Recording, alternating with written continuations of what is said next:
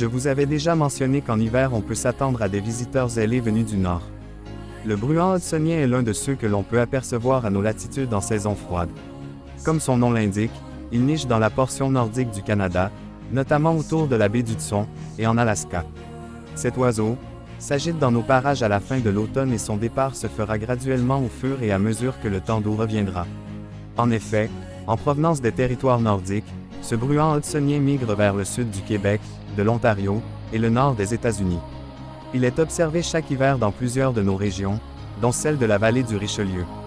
Ce bruant est donc présent dans notre paysage, mais jamais abondant. Il migre la nuit, mais il se nourrit pendant le jour. Dans nos cours et nos jardins, on en observe soit seulement quelques individus au cours d'une saison, ou quelquefois par groupe de 3 à 5 oiseaux. Ce bruant ne mesure qu'une quinzaine de centimètres de long. Les bruants hudsoniens et familiers sont presque identiques en hiver par leur plumage. Cependant, en général leurs aires de répartition se chevauchent seulement pendant les migrations. Aussi, ce que l'on peut vérifier et confirmer pour nous aider à les distinguer sont sa calotte rousse, la poitrine et le ventre blanc gris pâle, une tache brune ou noire sur la poitrine, 2 barres alaires blanches,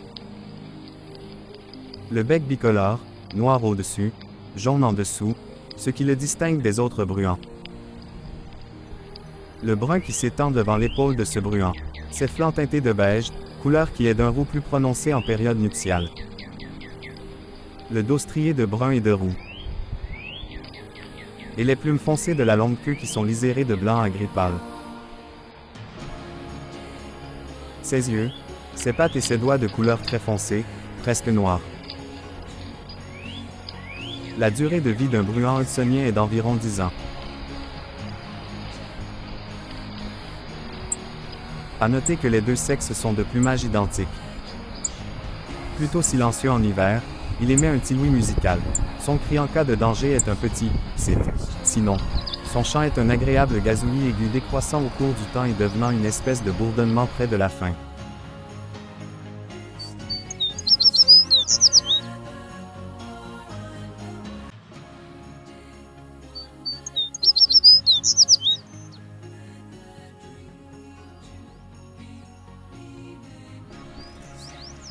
Le bruant hudsonien va visiter les mangeoires qui sont garnis de graines de tournesol ou de millet.